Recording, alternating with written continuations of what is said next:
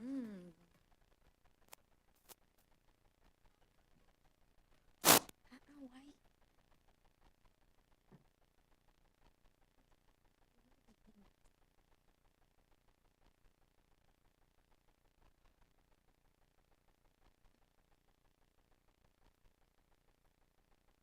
All right. Good afternoon, ladies and gentlemen. How are you doing this afternoon? I thought there's some young people in here. I think if you're under the age of 80, you are young. So I'm going to try that again. Good afternoon, ladies and gentlemen. How are you doing this afternoon? Yes, I'm in the right room. I love the energy. Let's lift it because what I'm going to be doing is that throughout this afternoon, I'm going to be testing the noise barometer, right? So as we elevate and as we get into the session, I hope that the noise barometer will be going higher and higher. Without further ado, ladies and gentlemen, my name is Gail Mutladi, and I am honored to be your program director for this very, very distinguished event that we'll be having today, this public lecture. As you may know, of course, as on the screen, and of course, as you've been seeing on our social media, this public lecture, is an annual women public lecture that we have here at Plaatje University, where we really, particularly this year, want to focus on gender equality and women's empowerment, particularly because of the fact that we are 30 years into our democracy as a country, and that really means something for us as a nation. Yes or yes? Exactly. My students know I do not take no for an answer. So, yes, it is something of significance to us as a nation. Now, when I was preparing for this, I had to think to myself, what exactly does it mean to be a woman who feels empowered, particularly in a country like South Africa?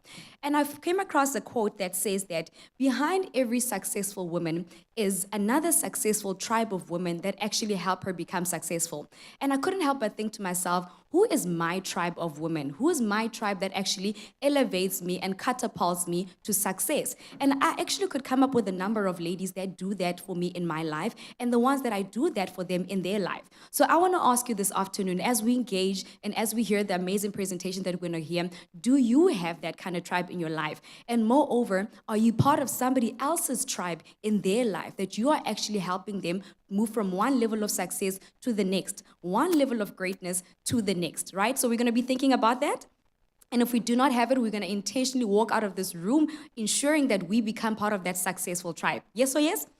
Okay, because I want you to like me for today, because you obviously like our speaker already, but I'm trying to earn your like. I want to give away some prizes, right? So there are 3 lucky people in the audience who just happen to be here. Their presence made such a huge difference, and because of that, we are giving them spot prizes. So I want to ask you, please all get up. Everybody, all the 80 and younger, let's all get up. Okay, and exactly where you were seated, please look under your pillow. I'm feeling like Oprah right now. Everybody look under your pillow, and if you find a red sticker, you are getting a prize. Who has a red sticker? Who found it? I need 3 people because there's 3 of them in the audience. Anybody? Anybody? You can go up, dream big, go higher. Come on, keep looking, guys. We want those spot prizes. I promise you they exist. 3 stickers. The first 3 people to find. Did you find one, my lady? Show me, guys. Show me the money. Anybody? I love the youthful. And we've got a sticker right here. Congratulations. Do you have a second one? Do you have a second one? Anybody? There we go. Gentlemen, you've got one as well. Where's our 3rd sticker? Who is our 3rd lucky winner? Anybody? Somebody? Guys, there's no way I'm not giving away that 3rd prize. You need to hunt for it. This is a treasure hunt. Okay, well, congratulations to the 2 that have it. If I could just ask for Rosa to help me bring their prizes. Gentlemen, my lady, please come forward. Yes, please put it down and come get your prize. Let's give them a round of applause. They definitely executed that with so much excitement. You can just go over there to Faroza and she'll give you your prize. Gentlemen, where are you? You also want a prize? Or are you so nice to actually give it away to a lady? Yeah, let's do that. Let's do that, right? You see, we are standing on business this afternoon. Thank you, sir. Thank you. Come down, my lady. Don't be shy. There you go. All right, congratulations to our 3 winners for winning those spot prizes. For those of you who do not win, remember we do not win or lose. We either win or learn. So the lesson is be quicker next time, right? That's for free. I'm giving you that lesson for free. But don't worry, I'll be giving away more prizes later based on how well it is that you engage. Is that all right? Yes or yes? All right, awesome. Thank you so much, guys. For those of you who were not here earlier on, I just want to share some house rules, please. If you are in this venue for the first time and you need a lavatory anytime during the session, please note that you should just exit on my right, your left, and behind this very stairs will be the lavatories right there. And then also, if I could just ask that you put your phones on silent, just so that we do not disturb any of the engagements taking place as well. And then it is also my honor to welcome the online audience that are joining us on our YouTube channel. Welcome to you. I really hope that you have an amazing time with us. The energy in the room is already electric, and hopefully you can also win a prize. Who knows? But yeah, then the last thing, I'm just going to ask that we please engage, right? That we interact, because we really want to learn from each other. We are not here to just, absorb only, but we also to give. Is that all right? Yes or yes? Also, wait, the barometer just dropped like a lot. Let's try that again. Is that all right? Are we going to engage? Hey, there we go. They are my 80 and younger. I love it. I love it. All right, guys, without much further ado, I'd like to welcome on the platform Ms. Maureen Malaka. She is the Director of Infrastructure Project Management, as well as Acting Director for Facilities and Services, and she will be doing the official opening and welcome. Ms. Maureen Malaka.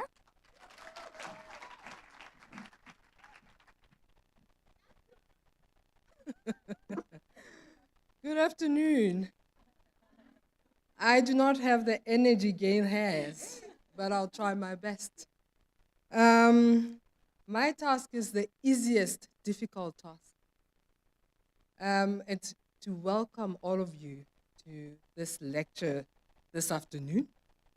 Ladies and gentlemen in attendance in this venue, as well as in attendance on our YouTube online, university management who are present here today,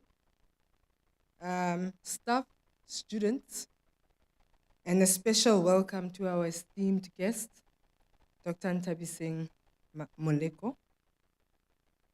The annual public lecture today is themed around the topic that's very close to my heart, which is gender equality and women empowerment 30 years into our democracy. Gender equality comes in so many elements to it. SPU is 10 years in the business of educating and empowering students. It is one of the 2 newly built universities in the country. In those 10 years, SPU has shown strength in affirming women within the staff population in the higher education space. SPU has an acceptable number of women who are represented in all spheres, although there is an opportunity for improvement and growth. The university is set on empowering women in all sectors of higher education. When we focus on education and the work around environment that we are currently in, there are key factors that we find ourselves having to debate and sometimes have serious conversations about. Currently, SPU is emphasizing the importance of equal access to education for all genders and the impact of education on economic and the social outcomes. Institutions are responsible for creating and enforcing policies that not only promote gender equality, but also foster growth opportunities throughout various structures ensuring representation for all. I must say I'm fortunate to find myself in a position in an industry that is predominantly male, proving that there is a visible progression. Today, we are privileged enough to find ourselves in a space where we will be addressed by Dr. Nthabiseng Moleko, who has insight and knowledge around the topic of gender equality. Ours today is to embrace the opportunity and to use this as a stepping stone to empowering ourselves and those who will and must follow in our footsteps. Welcome, everybody.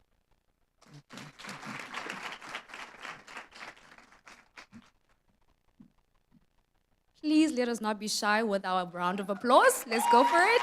There we go. Oh wow, you have a great crowd fan here.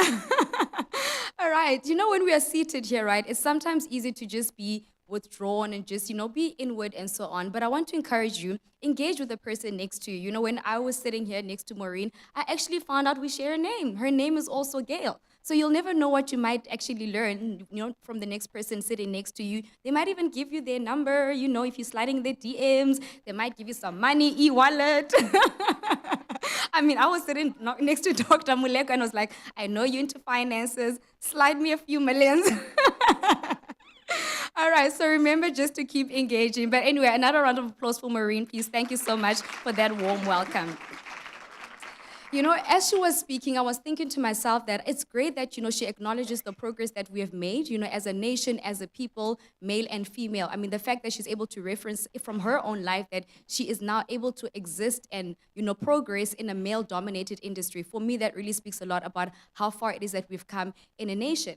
And I actually want to acknowledge the fact that the reality is that we live in a world where we need to actually be leveraging off this progress. Instead of focusing on how far we still have to go, let's also look at how far it is that we have come. Is that all right?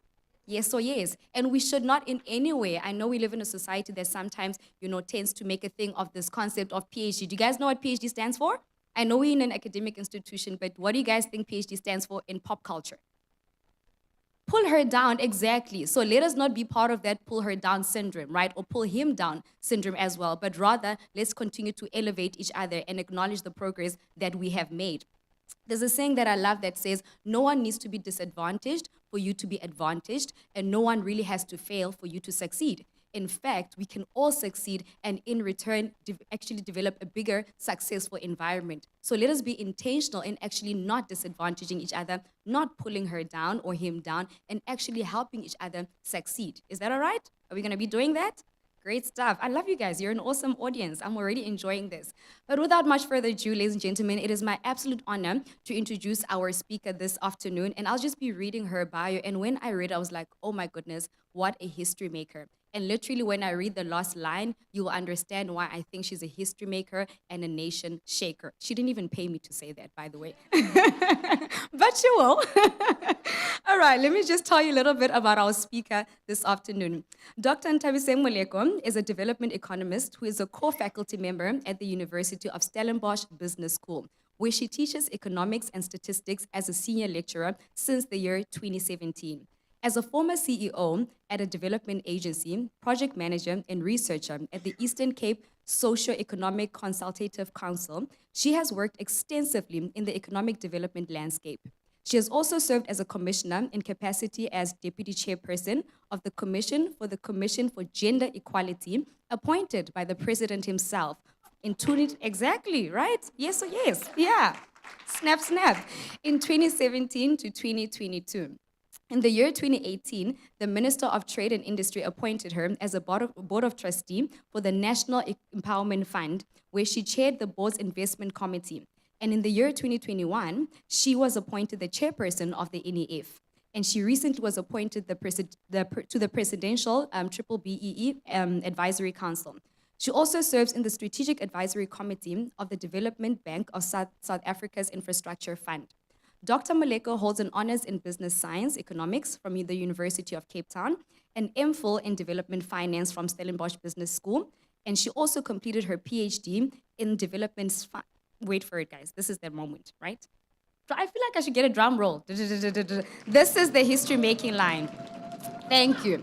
She completed her PhD in development finance at USB, University of Stellenbosch Business School. And ladies and gentlemen, she is the first South African woman to be conferred with this doctorate in this discipline. And that is why, yes, literally, that is why I say she is a history maker and a nation shaker. With that said, it is my absolute honor and privilege to welcome to the stage Dr. Nthabiseng Moleko. Thank you. You're too kind. I'm not going to pay off nothing. Am I supposed to stand on this? I think I'm tall. Eh? I don't have to stand. No, it's fine. It's okay. Perfect. A very, very good afternoon. Thank you so much for having me, and thank you for that warm introduction. You've heard my name. But really, my passion is economic development. I teach economic development. I love statistics. I love numbers. I'm going to move around, but I'm worried about the mic. Is it okay if I move around with this mic? Yeah, yeah. I love economics. I love economic development, and I love Africa. And I believe that we Africans are the ones who are going to transform Africa. I also believe that our mindsets are what are very imperative and will be the key change agent. If we don't change our mindsets, we will remain where we are. And I believe it's young people, and I believe it's the youth and the cohort that is here at this university that will be the future generation that shakes the nations, that shakes what we think is standard and norm. And I think that education, it empowers you to be a deliberate mover and shaker. I think education has empowered me and enabled me to sit in platforms I never would have had access to had I not been educated. So please do not take lightly the opportunity that you have. You're one of the very few South African youth that actually gets an opportunity. I'm not going to go into the stats of the attrition rates, of how many people make it through to matric, of how many people make it after first year, of how many people complete the 3-year degree that they're supposed to have done, right? So let's not depress you with those numbers, but you're one of the few. So give yourselves a round of applause just for being here. All right. So I'm here to talk about women empowerment, to talk about gender equality, to talk about what has happened in South Africa over the last 30 years. And I'm going to talk about it from different caps. I'm going to talk about it from a socioeconomic perspective. I'm also going to talk about it from a social perspective, so that we understand that we are operating within a society and we're operating within a framework of a society. We are not outside of a community. We're not outside of our families. We're not outside of the society we're in. It influences the way we think and the way we arrive at decisions. I'm also going to talk about it from an opportunity perspective, where I think opportunities lie, particularly from a finance perspective. I believe entrepreneurship is what we need to string and continue to emphasize in the minds of our young people. So I'm going to give you a little bit of a diagnostic assessment, and while we are doing that, can anyone identify where that is? Anyone? Take a guess. Does it look familiar to anyone? Any guesses? No one recognizes. Behind us is a place, and the slide that I've shown. No, not Egypt. Yes, sir? Yes. I wanted someone to get it. This, historically, is where the Harvard of education was. The Timbuktu of education was in now modern-day Mali, in the West African portion of Africa. What you see behind me are the structures that were built then. How many of us think that we only started to develop infrastructure post-1652 when Van Riebeeck came here on the coast of the Cape? Listen, Africans, I'm not going to take you through African history now, but this is but one of the African architecture that is still in existence. What that says is that Africans had architects, had engineers, had people that could do mathematics. To think of a structure of this nature that is still around from 200 BC. Huh? You can think about the pyramids. Let's talk about Timbuktu. Have you ever heard of the Great Zimbabwe? Have you seen the structures, the masonry, the artisans, the engineering finesse that goes into that? So what you see is that Africans were leaders and scholars in mathematics. We weren't at the back. In sciences, in arts, in philosophy, in poetry, we were at the lead. Have you ever heard of a man called Imhotep? He was a lead. If you're in health sciences, you should know him. He was a lead in developing, sciences and natural sciences, particularly in the health sector. But he is the father, who's known as the father of medicine. Hippocrates is known as the father of medicine. Who tutored him? It was an African man named Imhotep. We don't hear a lot about the innovation and the scholarly excellence of Africans. But what I want to show you is where we come from. Africans, as far back as 200 BC, were trading amongst each other. Where there is education, there is normally commerce. Where there is education, and particularly education and trade, the two go hand in hand. Knowledge and information and ideation comes, and commerce, they interact, particularly the two. So we shouldn't be surprised that, and I'm very concerned that at the heart of where diamonds were found, only about a decade ago was a university set up. It should have been set up very long ago. But what we see is that Africa had the world's greatest commercial center and academic center. The two are married.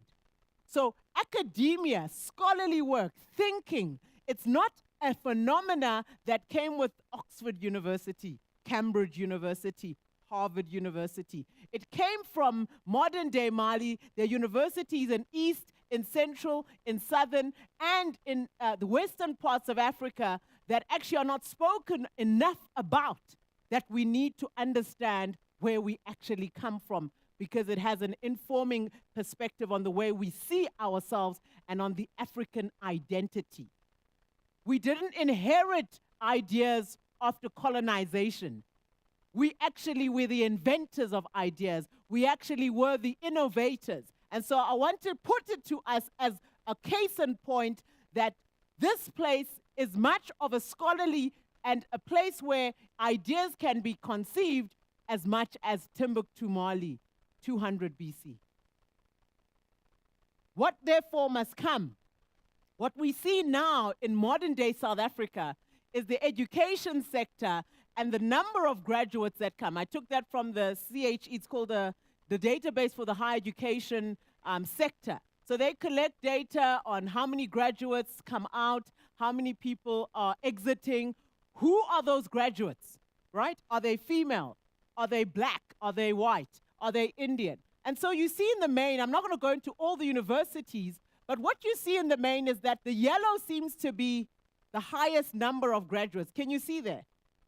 And then followed by the green. You can't see it at the bottom, and the maroon in some instances at University of KwaZulu-Natal, Wits, UCT and Pretoria, you see that the maroon numbers are quite high in Northwest. What that is saying is that in South Africa, in the main, the mustard color speaks of the white population. They are still the majority of those who are the number of the majority of graduates, followed by what you're seeing in some instances is the black African population, as you can see in the green, and then you can see the Indian population, and at times the colored population. It's broken down annually. You can read the reports. They are published by the CHE. But what we see is that white graduates are still pretty much the large majority. This is a historical anomaly, and also it's because of the funding, access, and the schooling system. So when you have privilege, it enables you to continue with privilege, and as a result, you'll see. What the CHE has reported, though, is that currently almost just over 50% is black academics, but if you break that up, 37% is African, 7% just under is colored, and then 8.5% is Indian compared to 47% of white academics. What is that saying? If you want to deal with underdevelopment, unemployment, and also lagging development in the different parts of the population, education still has to be one of the key ingredients to transform that. In the black population particularly, and we have a challenge at universities with not just attracting black academic staff, but retaining them. Black skills are in high demand. Many of you in the different sectors you are in, you may be offered opportunities to go and work elsewhere at a higher pay scale, because what universities can afford versus what the private sector can actually finance and pay for you differs. But it all depends on your values. It all depends on what drives you, because not everyone is driven by finance. It's also about purpose. It's also about intent. It's also about your calling in life. And it's also about what your passion is, right? So a lot of the time, we have to look at how do we retain black staff, how do we retain black talent in universities, even the female staff, which in the main, particularly when you look at the different disciplines, how do you retain them? Because even then, they may at times be the minority, particularly in the STEM sectors. What we've seen also at the doctoral level, you must target, if you want to enter academia, you've got to do a PhD. Not the pull her down or pull him down, but the doctoral studies which you do after you do your master's. Doctoral enrollments, we have seen more Africans entering from around 822 to just over 1,176, according to the data behind me, but it's still inadequate because it says less than 2% of our entire population has a PhD. And most developed economies have far higher proportions of their populations with PhDs. What is a PhD? It's someone who can think critically. It's someone who can solve a problem. It's someone who has perseverance. If you want to suffer long, I would suggest doing a PhD. I would suggest it. So what we see is that where the fields most of you are entering, we're seeing a big increase in agricultural sciences, in humanities. We're seeing a big increase in social sciences. Less people in health sciences, less people in your natural sciences, and this is also a function of our education system. What therefore must be done? What therefore must be done if all of us are entering and there are high dropout rates in some of the very key sectors which our economy needs development in? Because remember what I said, is that sectoral development and transforming an economy requires ideation and a knowledge economy, and that doesn't just happen. So if you look at the African economic outline, this is something I derived from the African Development Bank. Africans, when you look at the graph on your left-hand side, is that you see that Africans are largely consumption-based economies. We are consumptive economies. We do not necessarily produce as much as we ought to. In fact, what you find is that the drivers of most of our economic outcomes is services.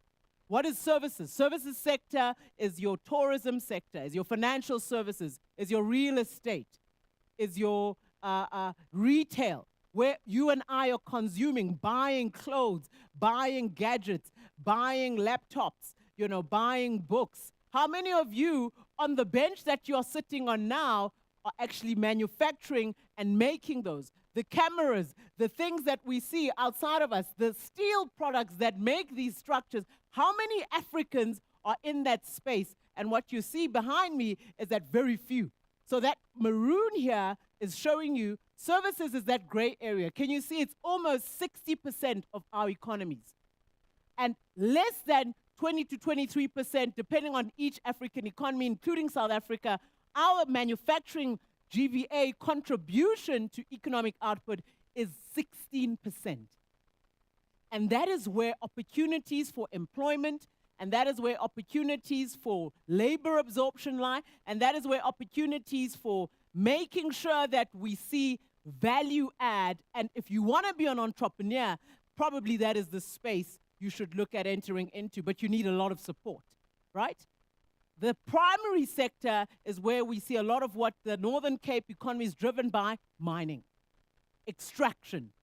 A lot of those companies that are extracting, but the mining contribution to GDP in South Africa has drastically reduced to less than 5% in the last decade or so. And this is a multiplicity of factors. But mining is still very high revenue generating, and the economy of South Africa has been driven largely by mining. But what I see from this is that the trajectory of Africa, if we are to change it, we cannot be a consumptive-led economy. We cannot be an economy that continues to produce even thinkers that are just consumers. We have to change our mindset and look at how can we be producers of the very things we carry, the things we use day to day, the things that you, glasses, clothes, We're always told that the Chinese, are the cheaper producers. Their goods are cheaper than ours. Any of you, I'm sure there's a China mall here. Yeah? You have been there. Don't raise your hand. Imagine there's a China mall in every town in this country. But how many of our products would be found in China? How many of our products would be found in China? Manufactured goods, manufactured and processed goods that are African-made, derived here in Africa, and exported because they have a certain contribution to make in that economy, right? How many of you are thinking of yourselves as potential contributors to that type of value chain, rather than just consuming? Or do you want to work for someone? That's also not wrong. It depends on your vocation, but entrepreneurs can be developed. Entrepreneurs can be trained and made, and I believe that's the direction we need to go into. Why is this the case? Look at the unemployment stats in South Africa. Look at this. This is the unemployment rate. The blue is what we call the narrow definition, and then the orange is the expanded definition. Why is there a gap between the two? It's primarily because people have given up looking for work. There is a definition where if you're not looking for work anymore for the last 7 days, they don't count you in the narrow definition. Guess which one they announce on the media every time they talk about unemployment? Is the one that doesn't include the people that have given up. So it's always lower. It's in the 30s. The real unemployment rate, must always ask yourself, what is the expanded definition? What is the number of discouraged work seekers in this country? It's 3.2 million. It ranges depending on the quarter we're looking at unemployment. Stats SA releases unemployment quarterly, and we know for the last 4 consecutive quarters, we've had more than 3 million unemployed youths, including the older age groups. Youth unemployment is at 59% currently, as you can see. That green line there, that's the youth unemployment, is higher than all the others. If you don't deal with underdevelopment in labor-absorptive sectors, and you don't have a string of, I'd say, developers, entrepreneurs, and people who will go into these sectors and employ, right, the skilled, the semi-skilled, the unskilled even, we will still have this situation where several provinces now in the country, 7 of the 9, more than 40% unemployment. 2 of them have more than 50%, Eastern Cape, Northwest, 50% unemployment. More than half the people are not working. It's a crisis. And so here, what this is also showing you is that there is a gender dynamic. So average unemployment levels, you find that if you look at the male level of unemployment, it's slightly lower at 3 to 4 percentage points than the female. So the female level of unemployment, and particularly black African female, is far higher than the average. And this is because of the labor market and the discriminatory labor market systems that we have. This is also because of what we call attrition, and we will also talk to some of the issues around that. So this shows you that black African women are the most vulnerable from an unemployment perspective. And this is the narrow definition. So you see here that everyone's general unemployment is sitting around 34%. The females are 5% higher than the men. Can you see that? So this is telling you, after 30 years of democracy, we still have a systemic existential crisis with unemployment, and particular, we have a black African unemployment crisis, which has to be responded to with the appropriate policy instruments.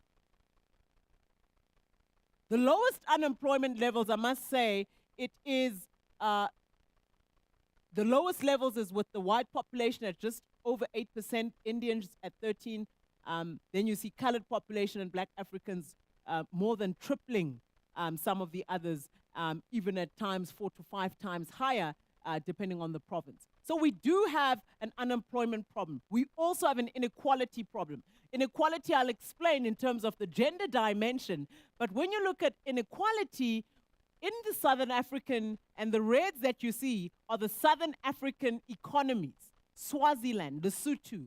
South Africa is the one I've circled because it's the worst globally. We're always leading in the wrong thing, and we need to deal with that. fundamentally and start to lead in the right thing. You see Eswatini and Namibia. So the Southern African economies have a problem with the top income decile earners and the lowest income decile earners. And the gap between the rich and the poor is quite wide. And this is the reason why we're seeing that Gini index showing South Africa as the most unequal society globally. But also SADC countries are sitting with Gini indexes of between 0.53 and 0.6, which is very, very high. So you've got to try to spread the wealth. You've got to spread the wealth. Education is a big game changer. Access to funding is a big game changer. But the problem with wealth that is not spread is that females, again, have a higher poverty head count. Yes, poverty has declined from 2006 to now present day to around just 40%. Female poverty levels are slightly higher than male because of that systemic issue in the economy that we spoke to, higher levels of unemployment and higher levels of inability to attain work, but the difference between the genders is narrowing. We're also seeing that large portions of female-headed households do not have someone working. So you can imagine in a household where the population, where the household has no one in the house working. This is a crisis. So what you've got to start to look at, the Western Cape has the lowest threshold of portion of female households, but the Statistics SA stats are telling us that 39.2% in average in South Africa of female-headed households do not have someone who is employed. So what they would then rely on is cash transfers or social grants. And they also are very much attributed and likely to suffer economic abuse because they are vulnerable and rely on an outsider for income security for meeting their basic needs in a household and meeting their food requirements. And so this puts various female households and female-headed households in the main at, I'd say, economically vulnerable. And this has to be responded to. Poverty at South Africa, we see 43% of children who live with their mothers only, and a third live with both parents. Again, this will tell you then the patterns where those female-headed households don't have someone working is going to affect the livelihood of that family, is going to affect the transactions and even the economic opportunities to access for those households. It's different for every province, but we're seeing in South Africa that households do not have both parents in the main. And that is a social construct that we're finding now, and I'd say it's probably because of some of the background. But the reality in terms of now, what does this mean from a gender equality perspective for us? How does this make us look? So what we've seen is that there is a percentage gap of around 26 percentage points in the labor market in terms of our participation rate. We also see the proportion of women that are employed in informal sector is far higher. How many men do you know that are domestic workers? I know I don't know any. Maybe here in the Northern Cape. But the proportion of women in the informal sector globally is a very high number. And so you see that where there's informal work, women are there. What does that mean? Economic insecurity is highly concentrated. You don't have a pension. You don't have leave days. You may not even get UIF if your employer has registered, right? There's so many benefits that you do not derive if you're in the informal sector, and mainly women are finding themselves vulnerable even further where they do work. You may find that there's vulnerability. If you don't work, you don't get paid because the rights are not guaranteed, even though the laws and the Constitution protect you. But you may be vulnerable because of the enforcement of those laws. We know that in South Africa, the gender gap is 23% in terms of the wage gap. So you could be doing the same job as your male counterpart. Guess what? They can earn more. Yes. So these things are around transparency of how much people are earning. Very important, because if companies are not telling and not accountable and transparent about earnings across the divide, you may find that you may be doing the same work with the same qualification. All of you are here. And you might find that, hey, your counterpart is earning slightly more than you, and you don't know why. It's systemic structural issues that need to be dealt with. So women HR directors are good to have. Women corporate affairs directors are good to have in the university. Women who are at the helm will make sure that there's an equitable and a fair distribution of income. So can I get an amen to that? And the other aspect is that women spend 2.5 more times in unpaid care work than men. So usually if there's someone sick in the families, there's children to be taken care of, women take care of them, but you're not paid. It's almost a nurturing or a responsibility that is given to women. We found now with COVID, a lot of research done about the impact COVID had and how it affected women and households that are headed by women far adversely and more so than those that were not, or where there were shared responsibilities.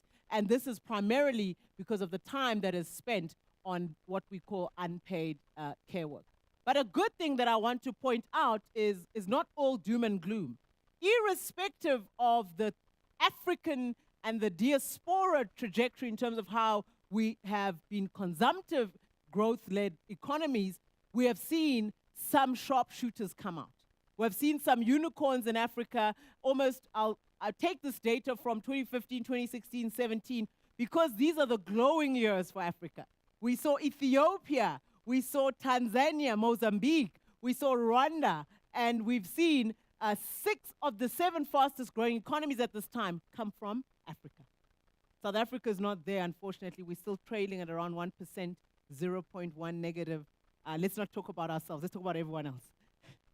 So what we're seeing here is that on the back of manufacturing, agriculture, agricultural processing, industries that many of us would not see as lucrative, cocoa beans, coffee, palm oil, and industries that are about adding value, what do we see? Economies growing at 7.5%, 8.5% growth. It is possible. It is possible, but we have to therefore educate and equip people within these sectors. Are you understanding what is required within manufacturing, within agricultural processing, within the processing and value out of mining, within energy, renewable energy, within the new processing of some of these scientific spaces? Tourism is still one of the leads in Tanzania.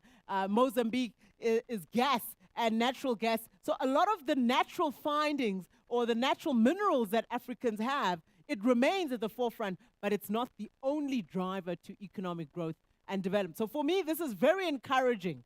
If I look at the South African growth trajectory and we look at the policy imperatives we've had from the time of Nelson Mandela, where we had the RDP. Many of you may not remember, you know Nelson Mandela, but the economic policy that he was driving at the time with the ministry was what is called the RDP, the Reconstruction Development Plan for the South African economy.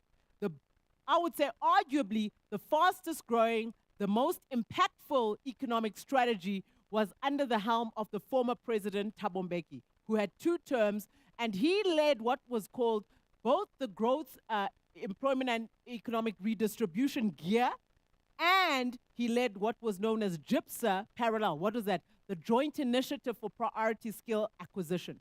So economic development must marry skills development. Our tertiary sector, our TVET colleges, our education economy has to speak to the growth plans that the country has. If we want to grow manufacturing, how many of our programs are speaking to that? If we want to grow our processing of goods, how many engineering disciplines, masonry disciplines are we growing in these disciplines within our universities? If we want to grow and have an infrastructure and world-class infrastructure across the continent of roads and ports and dams, are we going to import the Chinese and the French and the Europeans to come and work here instead of us employing our own?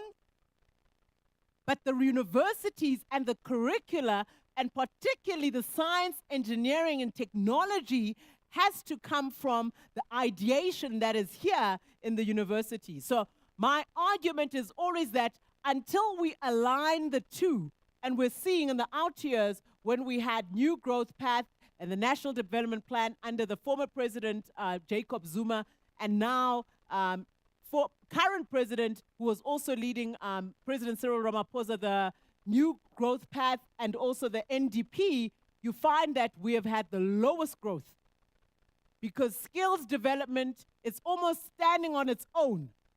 TVET colleges have no real impetus in terms of driving the vocational system and the requirements of the science and the technology and the hands and the development that you need from practitioners who are good with skills and their hands. We are importing those. Plumbers, carpenters, manufacturers, all of those, we've actually got to create the skill set on our own. So I'm going to quickly go now to some of the social factors.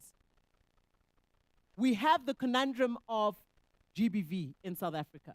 50% assaults in households that have been reported are committed by people that you know. It says here, friends or acquaintances, spouses, even household members. So we've got the economic, we've got the unemployment issues, we then have social issues. So you might be facing, difficulty from an economic perspective, but then at home, you're finding that there's a high incidence of assault from someone you know.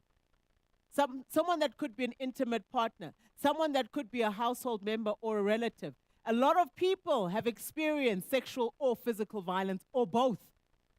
A lot of women in the main have experienced sexual violence or physical violence or both. And what does this mean, particularly in a context of the economic vulnerability that I was speaking about, is that universities have to have social programs, have to have policies that deal with sexual harassment so that students are equipped and know what to do. Even staff, when they are harassed, should know what to do and be protected in the event that they face sexual violence or physical violence. 1 in 5 have experienced physical violence in this country.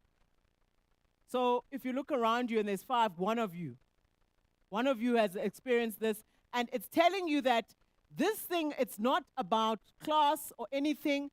Whether you have education or not, people, whether they're educated, not educated, whether you are rich, high income, low income, it's irrespective of race, you could suffer physical violence. South African is a very violent society, and this is something that has to be dealt with. The incidence of sexual and also physical violence is heightened in low-income deciles, and this is what the research is showing, and you find that the concentration of social factors that drives upward trajectory in this is much higher. Some of the provinces, the drivers as to why these provinces have such high incidence of physical violence, Eastern Cape, for instance, is the highest, followed by Northwest. Northwest has the highest sexual violence in all the other provinces. I don't know why. Northern Cape is 4.5%, and we're seeing physical violence at 18%. So it's there. It may be there. It may not be talked about, but you have to have platforms and opportunities for students, for staff, to engage about these things because this is the society we're living in. But you also must have the relevant policies to respond when sexual or physical violence occurs. We do know that the justice system doesn't necessarily help us. People are just hurtful with courts and whatever. I've been to so many summits. We've had GBV summits, and a lot of the frustration of people that have been victims is the courts do not deal responsively and fast enough. We have an issue of rape kits. We have an issue of the forensic courts and the labs coming with information to the courts timelessly. Cases take too long. The dockets, at times, it's said could get lost. The frustration on the victim is so intense that they just give up. So you've got to find counseling and other mechanisms whilst the judicial process happens, but the court systems have to be repaired so that perpetrators know that a no is a no. perpetrators need to be taken have to be held responsible for their actions. And I think that South Africans, in terms of the dissatisfaction with police and courts, as you can see, the heightened levels of satisfaction very high around 2013, but as the time is going, the decline is very, very, very fast. You can see there that this is just showing you dissatisfaction. So therefore, what must we do? Is it the end? No. I believe that from a finance perspective, entrepreneurship is one of the ways that can reinvigorate our townships, our rural areas, our peri-urban areas. Even yourselves as students, when you leave and you may not have access to opportunities, you could become an entrepreneur. What the NEF, where I'm the chairman of, has done is over the last 14, or since inception rather, let me say, we've invested and allocated over 14 billion in terms of approvals of capital allocation to different businesses in different sectors. Why? Because we understand the importance of financing enterprise development. We were set up by the DTIC. It's an instrument of the DTIC primarily to fund black business because there's a gap. Black owners are seen as high risk. They do not have the collateral. They may not have the experience because of our history. And therefore, does that mean they should be ostracized? They're not given the opportunity to start? No. So for you to therefore give them the opportunity, you've got to create the instruments. So an entity has been established that has been set up to primarily support township and rural economies. Up to 50% of our investments in the township and rural economies has been targeted at black women, because we understand that the economic vulnerability has to be responded to with access to capital.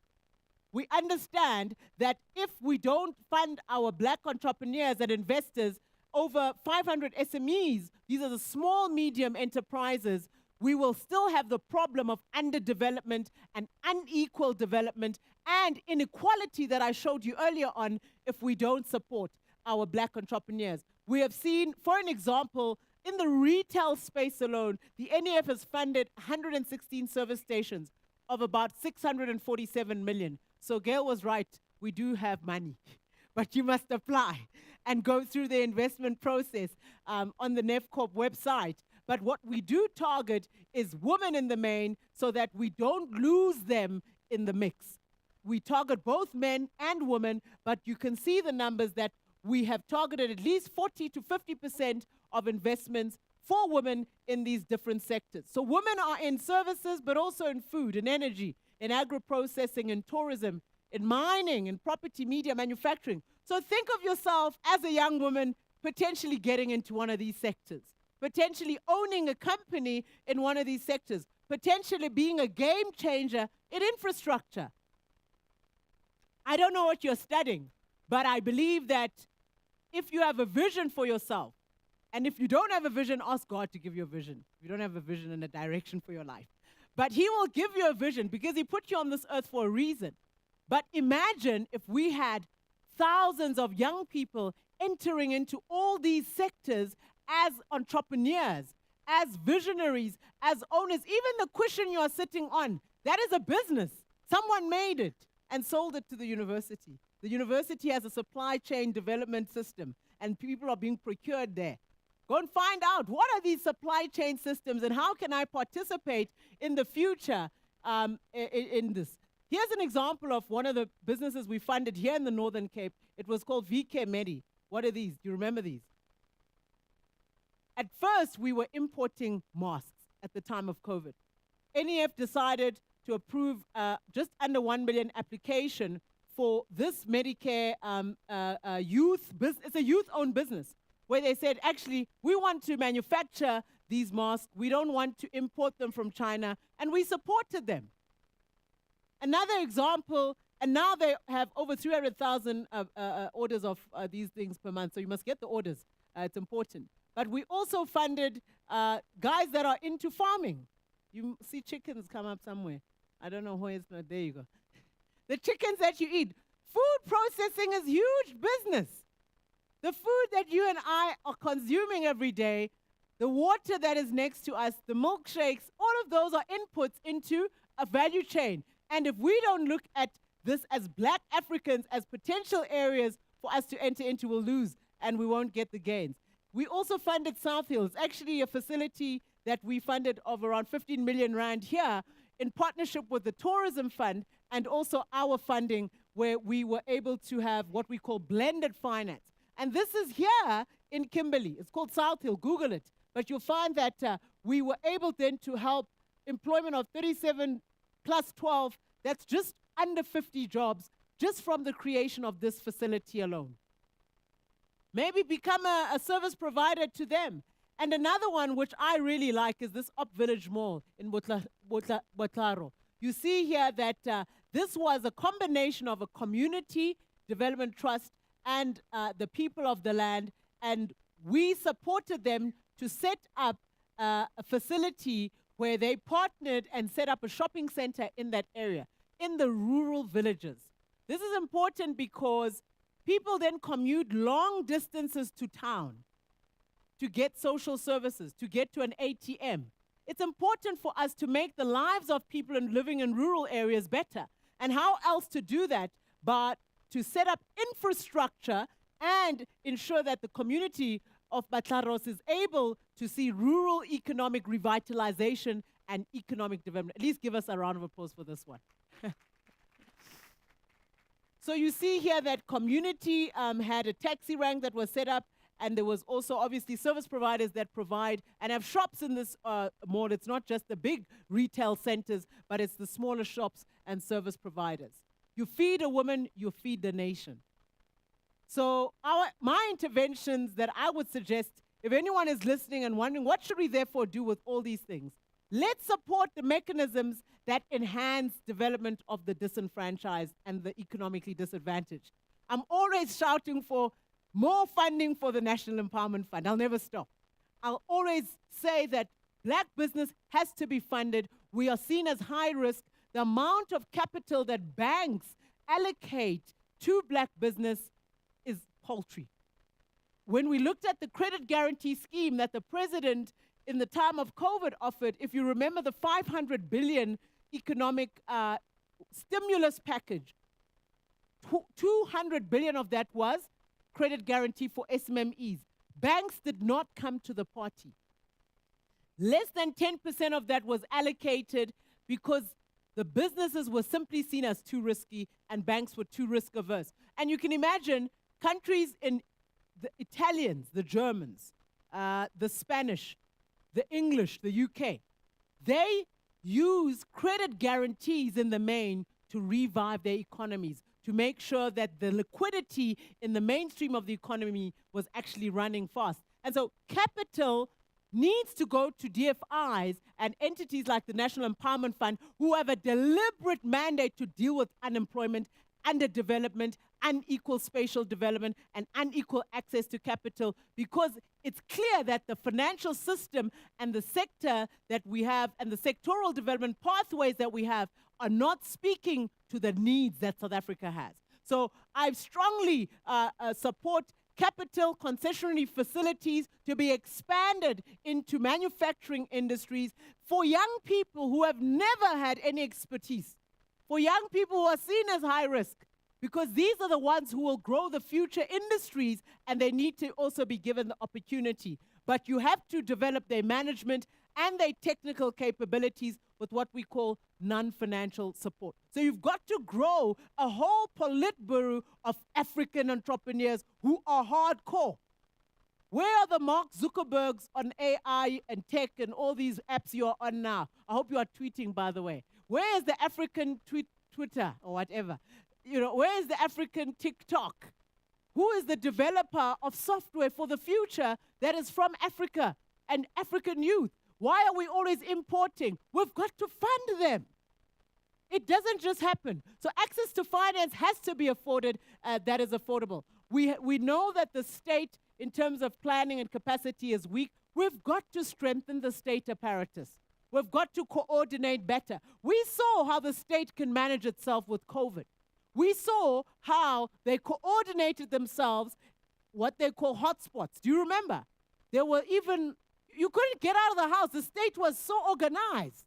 Why can't they do that with the economy and be as organized and ensure that the unemployment hotspots are responded to, and ensure that the hotspots of GBV are responded to at a country level where we see an economic and a social crisis, and even a youth unemployment crisis. So I think it needs to be done. And this is under the economic cluster. I think the last slide that I have is this one, and I believe that the education system is imperative. We have got to plan better for the labor market. We have got to guide our children into what we call the under-resourced, underfunded, but high-demand skills areas. And that is done through career guidance. How many of you did career guidance before going into university? Very few South Africans. Sometimes you enter because your grandmother or someone has a vision for you to become a doctor or a vision for you to do. It's got nothing to do with any planning. You are there by chance. Don't raise your hand. Do you understand what I'm saying? We can't have that. We've got to augment science, technology, engineering, and mathematics field. And the throughput will only increase if you deliberately empower teacher training in that area, if you empower universities to capacitate in that area, and you also train them from a young age to not take maths literacy. End this thing of maths literacy, I'm saying it. Let's do mathematics. I didn't know math literacy. It came now for you guys. I feel for you guys. Mathematics is what we need, don't need math literacy. But the point is this. If we are going to change this, we've got to augment STEM sectors, which is science, technology, and engineering. And we've also got to target support for black academics and deal with the anomalies that apartheid has caused us to see in the economy. So I'm going to stop there. This I share just for information, but thank you very much. It has been my honor.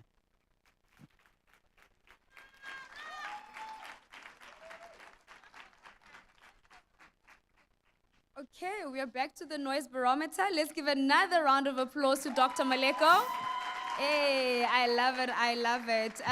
Thank you so much for that very insightful presentation. I don't know about you guys. At first, I was a bit overwhelmed. You know, the stats sounded very deep from like, surely this is not our country. I mean, look at these amazing people in the room. But then I always say the biggest room in the world is the room for improvement, right? So I love the fact that she ended off with these great interventions that all of us can actually apply in our everyday lives. You know, there's so many things that she said that for me, every single time she mentioned them, I just had these light bulb moments. You know, initially she talked about entrepreneurship. That's something I'm passionate about. She talked about mindset, right? Because everything starts with the mind. I always say our creator was no fool when he created our heads and put our heads and our minds on top of our entire bodies, because it starts here and then it moves to the rest of your body where you're actually, you know, encouraged to actually move and so forth, right? So I want us to get into a very interactive session now, because I believe we've got a lot of questions. I believe we've got a lot of input. We've got something that we'd like to ask or share and so forth. So I'm just going to ask our roaming mics if they can get ready, please. I'd like to also just take a seat next to Dr. Moleko so that I can be in the picture with her as well, because I'm going to tweet that later. But in the meantime, if I could please just get a mic so that I can sit down. And then can I just get 3 hands? Let's start with the first round of hands. Wow, ma'am, I love that. Okay, I see 1, I see 2, I see 3. I'm going to grab you for the next round. So our mics, if you can just note those 3 hands, please. And then, I don't know, should I remove this one or can I grab a seat and will I have, okay, perfect. So I'm going to take a seat. May I please have that one? All right, my mic lady, there's one here. Mama here has her hand up. Yes, please notice her. And then we've got a second hand right there. Do we only have 2 mics? 2 mics? Going once? Going twice? Twice and a half? Okay, we only have 2 mics. All right, I'm just going to take a seat, and then if you could please just give her the mic. My lady, please stand on business. This is the first lady right here. You're young, remember, you're under 80, so keep it moving, keep it moving. Time is money, and whoever wastes your time is stealing from you, right? So we don't want thieves here. All right, please give her the mic, and then please just pose your question.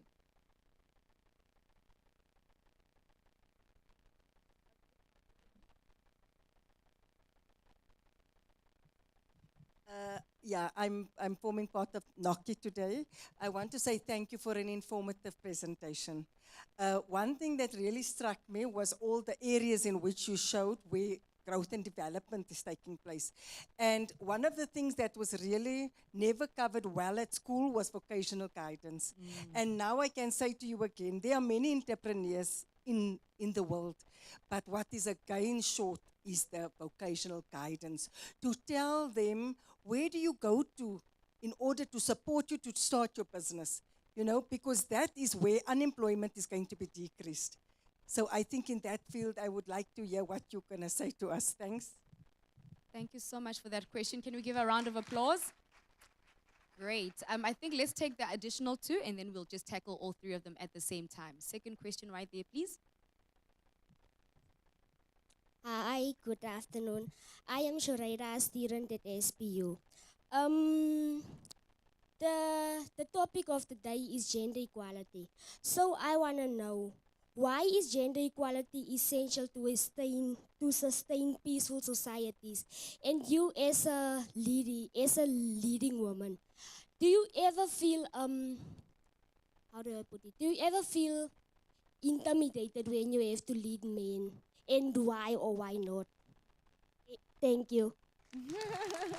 Thank you very much, Shareda, for that question. It's very, very relevant. Third question coming up, please.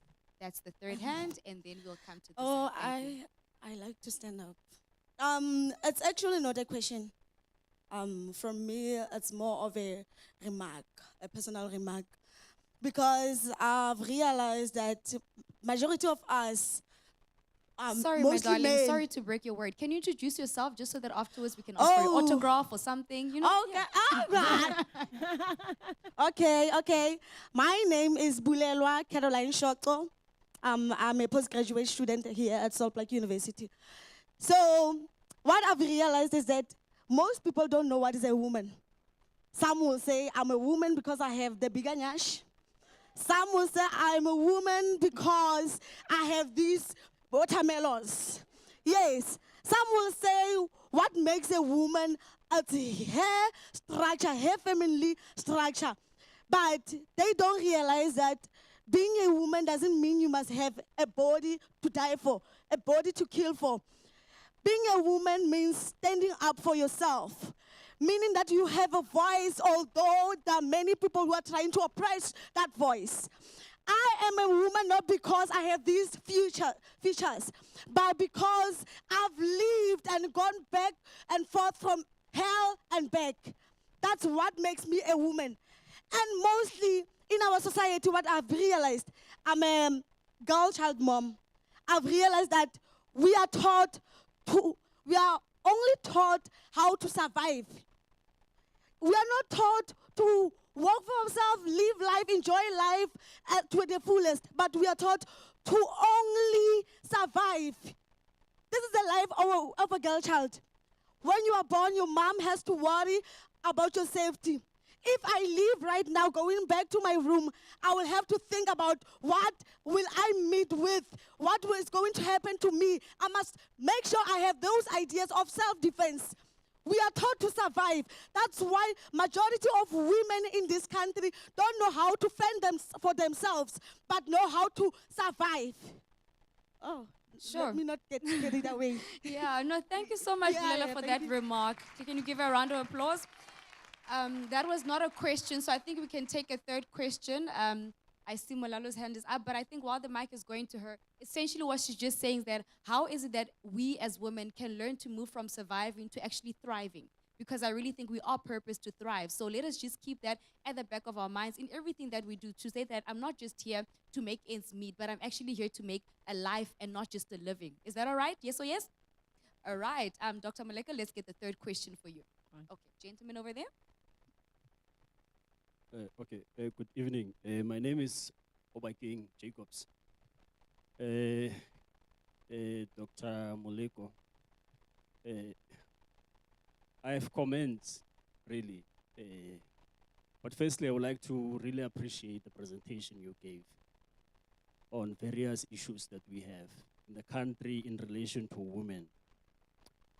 I'm a bit concerned with certain aspects of the presentation.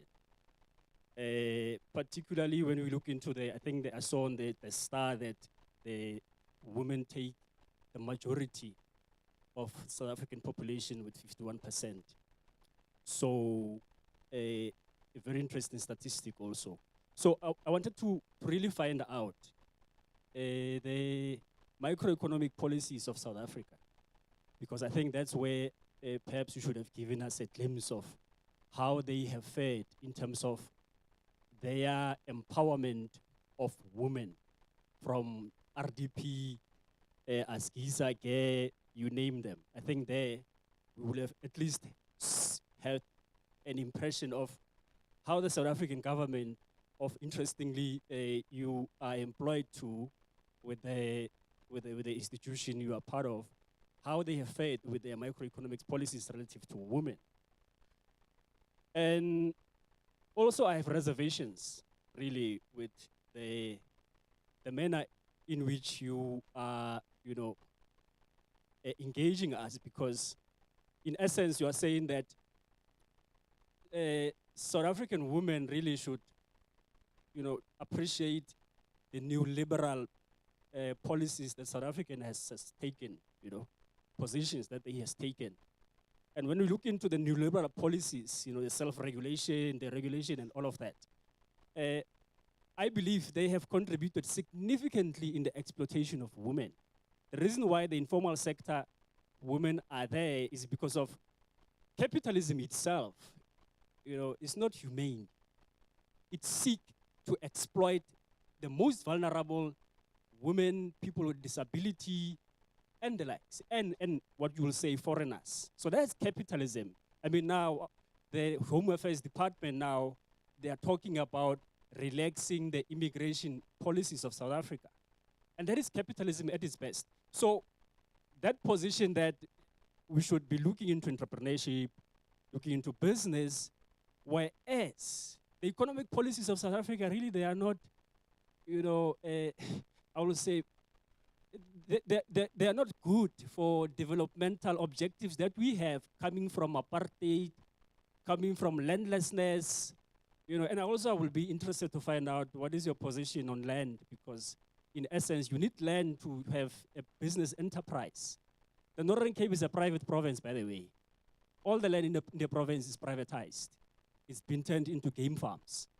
So under that climate, with black people, us, being the majority in this province, being on the margins of land, what do you say to us? What do you say to the almost 50% of female-headed households that are in the squalor, in the townships, with no access to land, because the land is being held by white people? What do you say to that, particularly land? And all the, beautiful objectives that we have in terms of empowering women. Thank you very much. Thank you very much, Mr. Jacobs. A round of applause for him. If you could please just get to those 3 questions, and then we will take the next round of questions, depending on time, by the way. Go for it, Dr. Moleko. Thank you so much. It seems the mic is off. I hope you can hear me. So I'll go in the order of the questions that were asked. So Charmaine came in first, asking the question around vocational education and guidance, and what I would recommend.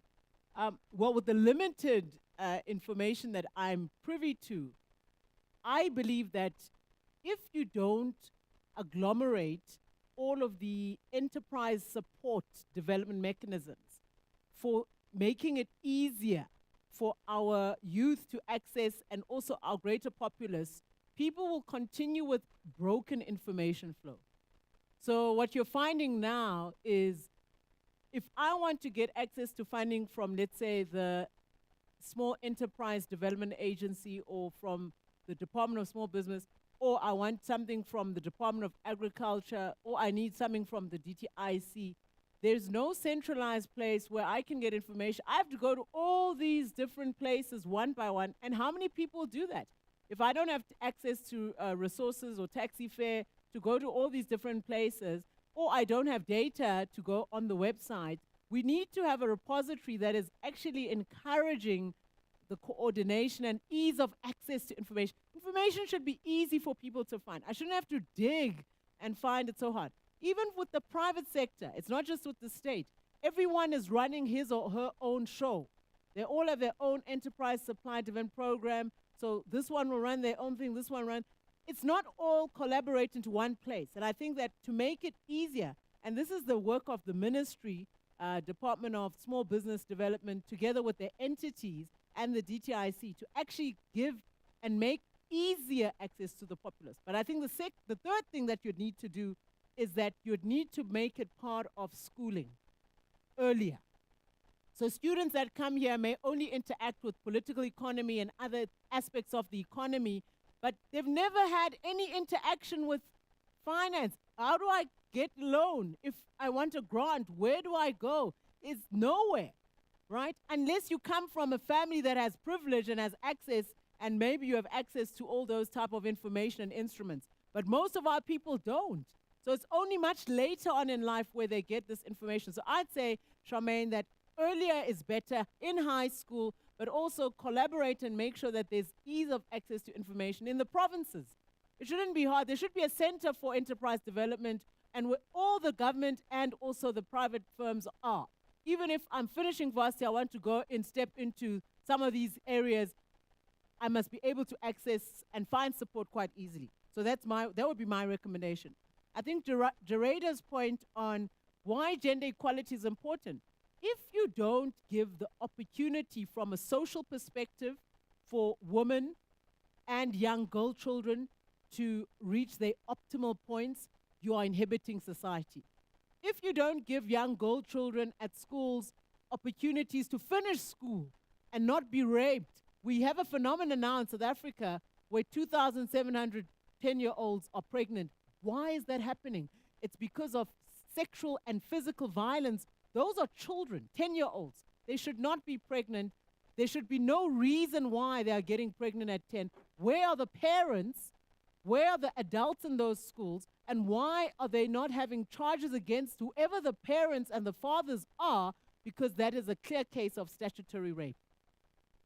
Gender equality is important because you see in organizations where women, and there's inclusivity in boards, at executive level, in management, you actually see diversity brings better ideas, brings solutions that other people, if you all look the same and you're all in the same room, you're likely to think the same. But if you all have a different way of thinking and processing things, you're likely to come and arrive at a better outcome for the company. So it's been proven that the return on equity and even the performance in terms of share price and all those things is actually better. So that's why gender equality is good. Now, you asked a very interesting question, do I feel intimidated? No. Let me tell you why. I come from a family, my dad was very supportive of me. Let me give an example. So I was fortunate to go and have career guidance in high school.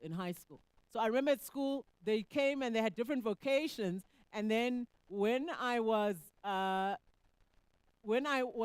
attracted to a certain area, I remember the reason for that was because the guy that was in the hotel industry, he was so charismatic. So I was like, I want to go into the hotel industry. So my dad organized for me to work in the kitchen at the hotel there where I'm from. So he said, go and experience it and see if that's what you want to do. So I went. One of the holidays, in fact, is problematic. It remains a problem for me, Obakeng. When you talk about the issue around neoliberal policy, I'm the one person who probably, when they listen to me at Stellenbosch and my name is under Stellenbosch, they're like, oh no, here she comes. Because I'm not necessarily a right-leaning economist. I would say rather I'm more heterodox economist who's left-leaning, and I've very vociferously said that our economic policies in the country have not yielded outcomes that are beneficial for employment, for access to the factors of production, land included, capital included, and also the way our mining sector has grown has been to the detriment of the majority of society. So I appreciate that comment because I don't think our economic policies and our strategies are going to yield the outcomes we need as an African society. They have not yielded the outcomes. They have simply failed us. That is the reality. And if we go into one of the graphs that I showed, from the RDP to GEAR to NDP to a new growth path, we have not seen growth rates, and this is what I was lamenting, of over 6-7% like the other African countries, because our economic strategy is not talking to what we need to reform, and which is value adding, which is high productivity, which is agricultural productivity across. And one of the strengths that I argue is that redistribution is imperative. It's a non-negotiable if we're going to deal with inequality and unemployment. I think Bulelwa's point I take on what is a woman, I concur that we have to live beyond survival mode. I think that the time of living in survival, no. We've got to thrive. We have got to look at, and I think it goes to the core of what are you called to do as a person. Everyone here is unique. None of us are the same. If I tried to be someone else that I'm not supposed to be, I can tell you I'll be a very confused person. Firstly, I've got a very deep voice, and then I'll be trying to be someone else there, sing a soprano. Listen, I've accepted that I have a tenor, my voice is deep. People sometimes think I'm a man when I answer, but because I've been called to speak and educate and enforce things using my voice, I believe this is probably one of the reasons why I was given this voice, because you have to listen to me. I'm very loud, even if you don't want to listen to me. So I think that in the creation of each of us individually, we all have very unique gifts and qualities, and you've got to investigate what were you put on earth for. Don't leave this earth, don't leave university thinking that your qualification and your degree is your calling. No, it's not. Find out, what is it that I was put on earth for? Why am I on earth? You know, what am I called to do? What contribution am I here to make? And once you get that, do it, and do it with all your might. And I think that, I think the last comment was on the macro policies, and I think I've answered that. But I definitely, for me, neoliberal, no. It hasn't helped us as Africa, and I think we've got to have a very much of a developmental state, but you've got to have a state capacity and a state apparatus for that. And if you don't build a state and its arm, forget about the development state. You are just dreaming. Thank you so much to Dr. Moleko. Can we give a round of applause?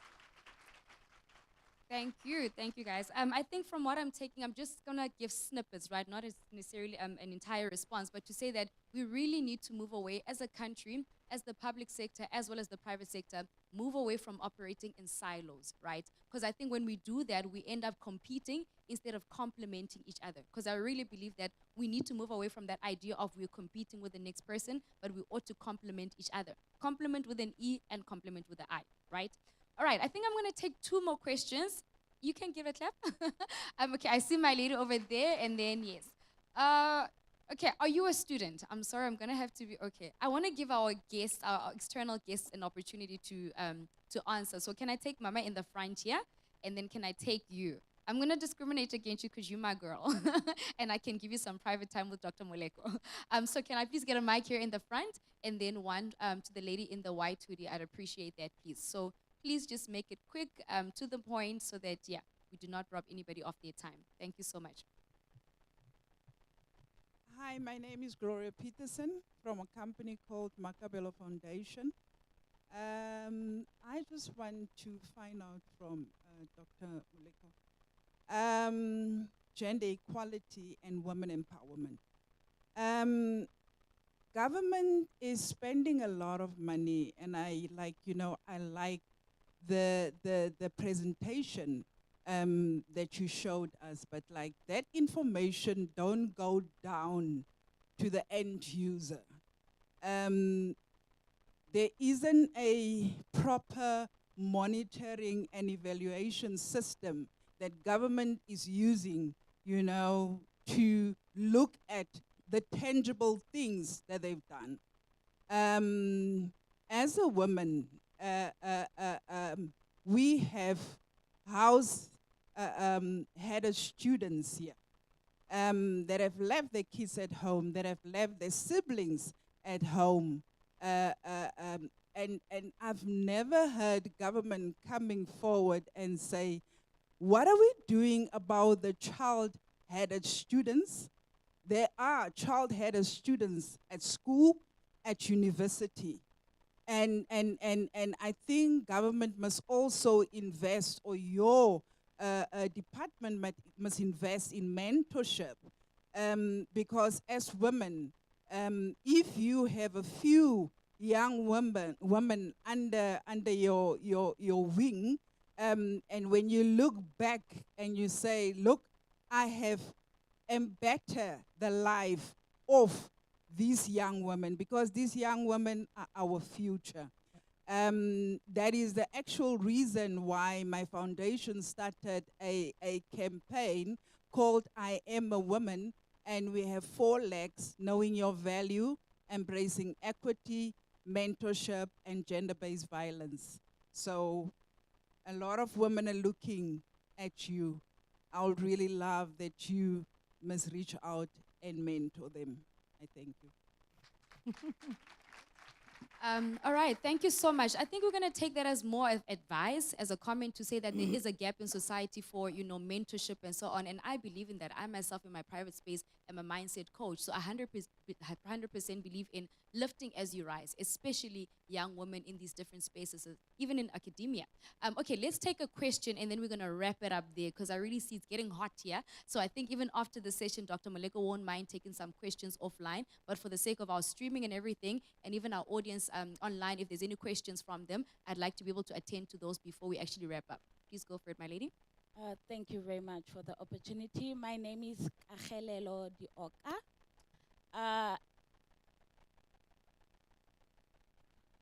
She's not focused. No, she answered my question. Okay. I did my undergraduate under natural sciences, and I went home, sat down, and then also I've been in the unemployment section, and then I came back to further my studies to see if I can get opportunities in other sites. So I don't know if it's a question or a recommendation. Since, well, there are many households that are led by women, I could say, a dual citizen of the Northwest and the Northern Cape. My home is from a very small village where there isn't even network. And then I also live in Katu, where there's mines all over the places. But there are still places where there are still households where women are unemployed and don't know how to get to opportunities. So as you are in spaces where you are able to talk to presidents and all that, can we have like SASA? Many women are able to access SASA and get funding from SASA. Can't also women empowerment and women funding and business funding and business empowerment for women, can't we have offices like SASA where it is easy to access and women are able to access those opportunities? Because you will be a woman, you have a child, you are taking care of people, and you cannot do all the many steps to get that funding. Can't we have a process where we focus on the woman, since we are 51% of the economy, meaning that if the women get more employed, the employment will go down.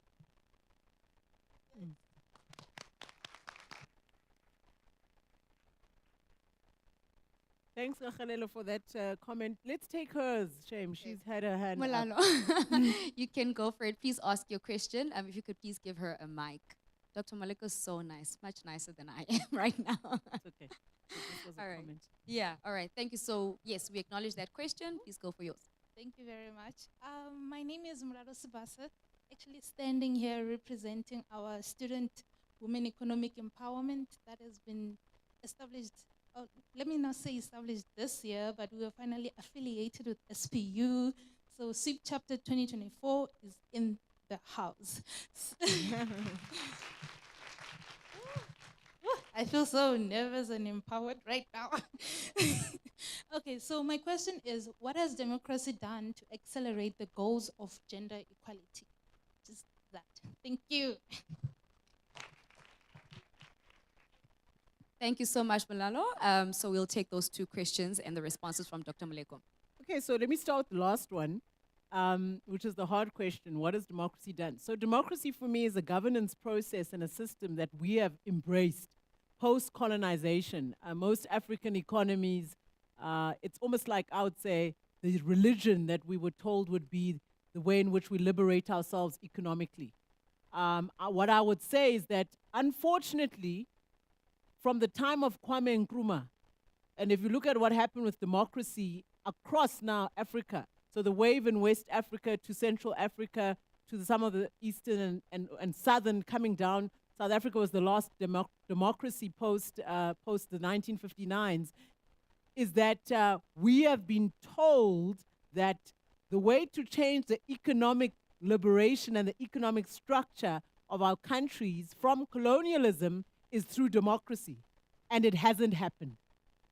The economic and the colonial ties in many, if you look at Francophone or Lusophone, which is the Portuguese countries, or any of the colonial countries that have mastered our economies, most of our minerals remain what was decided in Berlin Conference, extracted from our economies, shipped to the ports. Our railways, our ports are used for us to export them to Europe.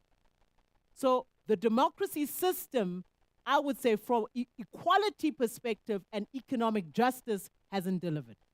That's the reality. Every year we're voting, every 4 or 5 years we're voting.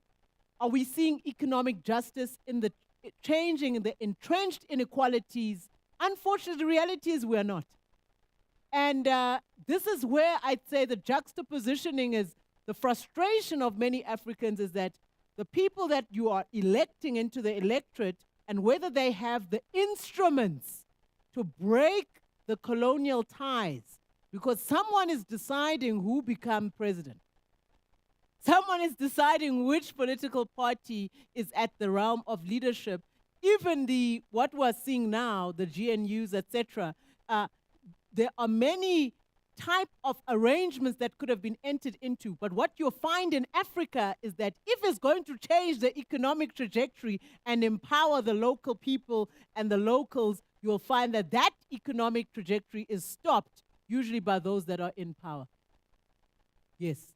So, unfortunately, the religion, if I can call it that, of democracy has not yielded equality from economic perspective.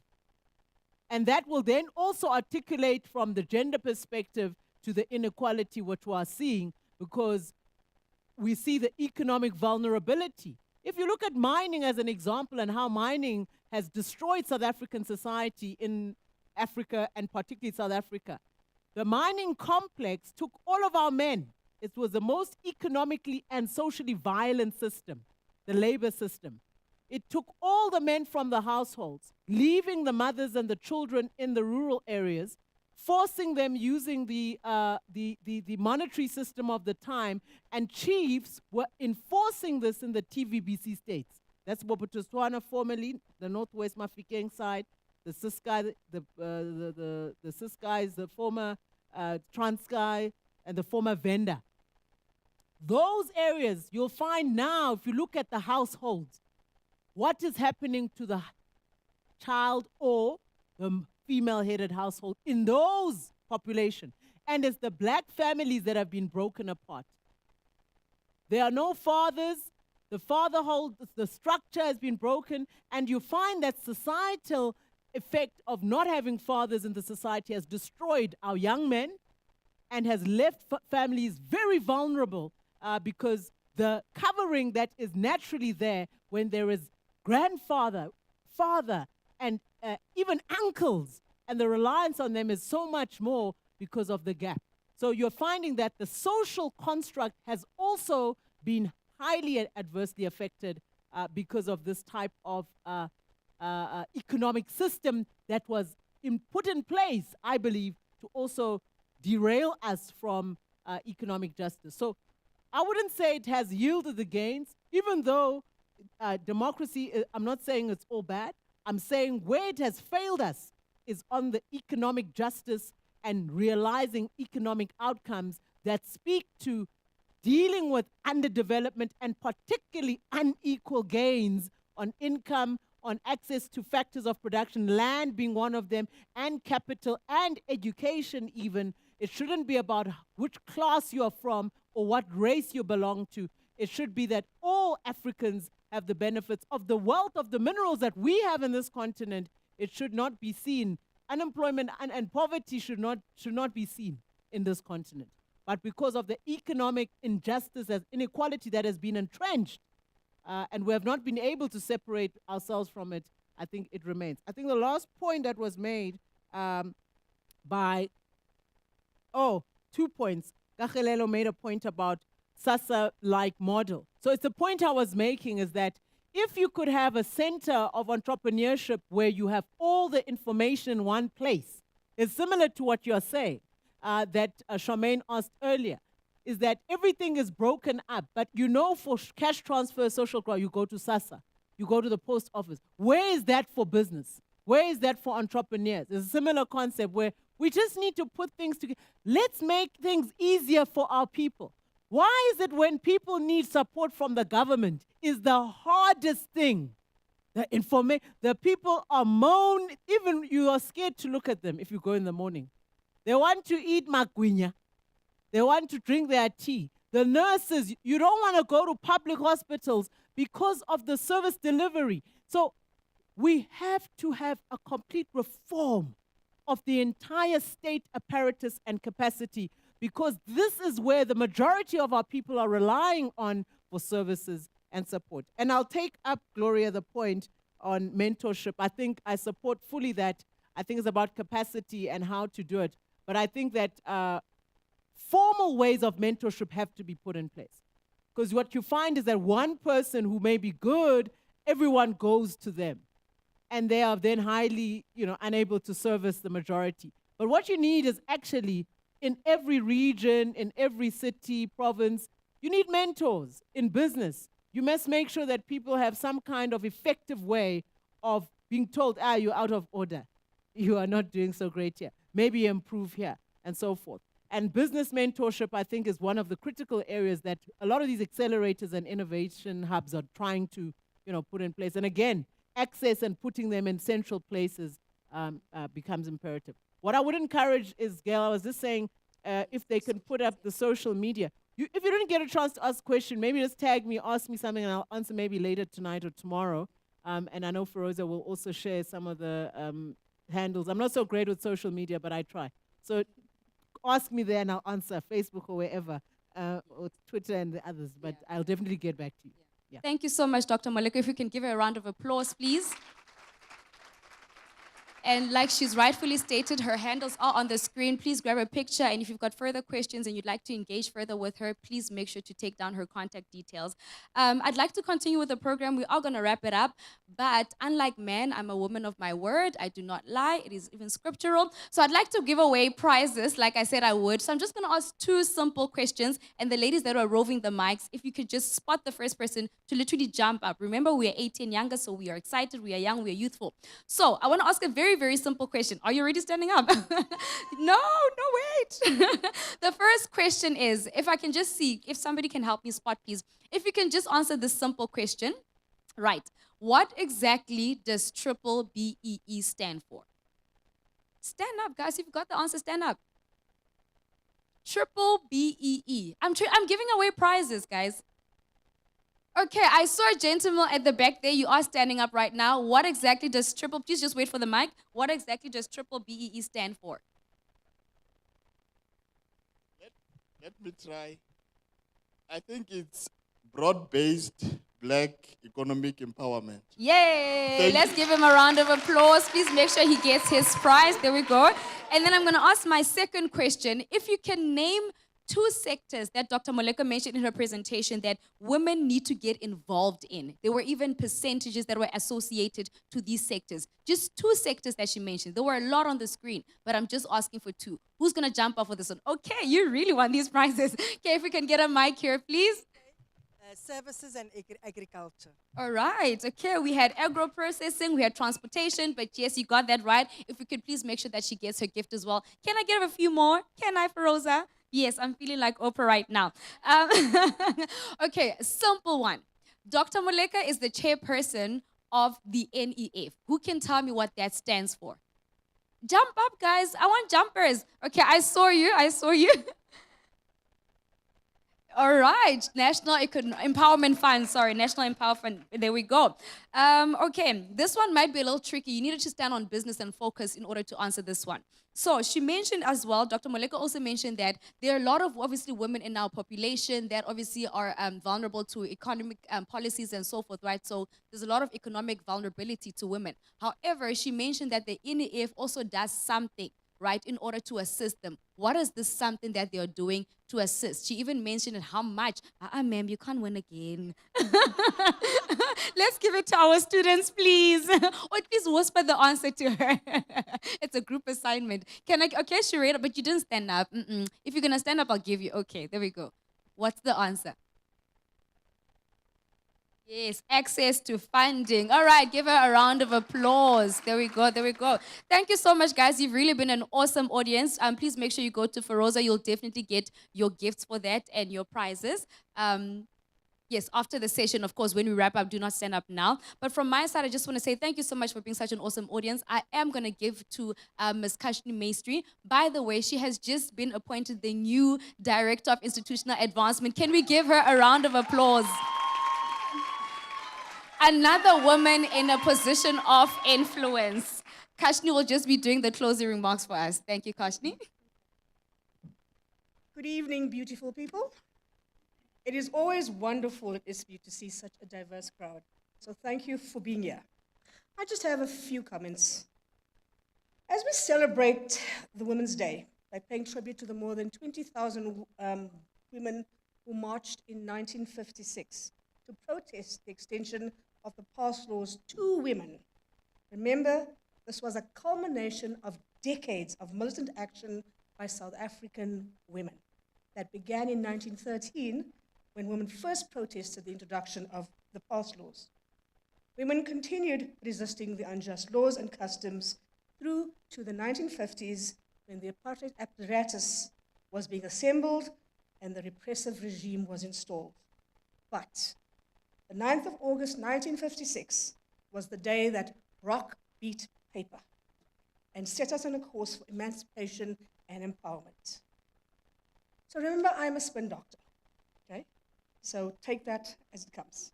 Today, nearly 80 years later, we are seeing a quiet revolution born out of the struggles of those sisters, mothers, and aunts. Here at SPU, we are proud that we have a woman as our chair of council.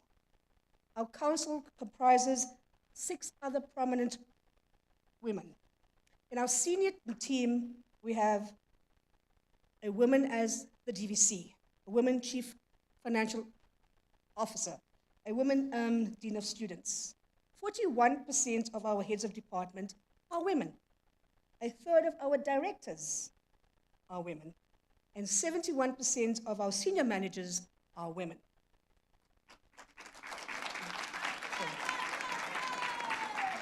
We have a total of 51% female staff, and 64% of our students are young women. Women at SPU are claiming their place and space. Give yourselves a round of applause. Okay.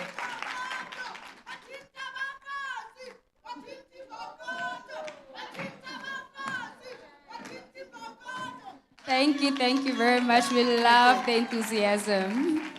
Okay, so there is an African edict that says, as an individual, you don't have to wait until you are the head of an organization or have the title before you extend a hand. You lift as you rise. We women have a responsibility to empower each other and those who are coming up behind us. We must not pull her down. We must lift as we rise so that the future is female and we move from surviving to thriving as women and as a society. I want to end by thanking some very special people. To our guest, Dr. Moleko, thank you for responding to our invitation and to giving voice to the economic, social, and educational interventions needed for the empowerment of women.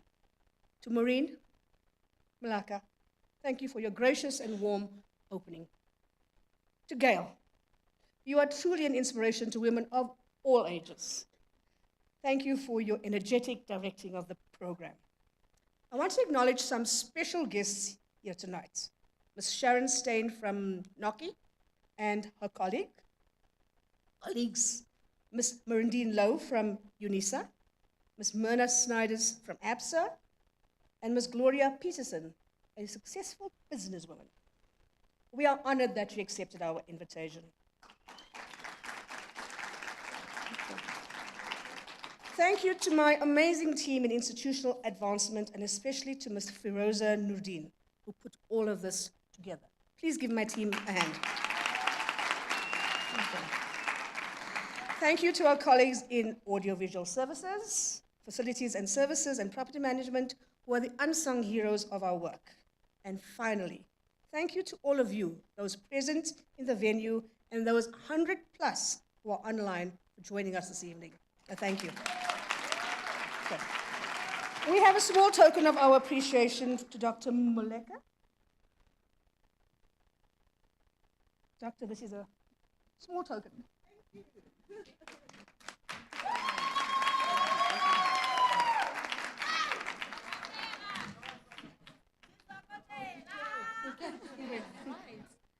A round of applause for our new Director of Institutional Advancement. Cheers to women standing on business. Thank you so much, Kashni, for that. Ladies and gentlemen, from my side, it has been an absolute honor directing this program. And like I said when I started, to say that behind every successful woman is a tribe of equally successful women. So ask yourself, are you part of such a tribe? Are you creating such a tribe? And are you a proud member of a tribe that's actually making another woman successful? From my side, have a good night. God bless.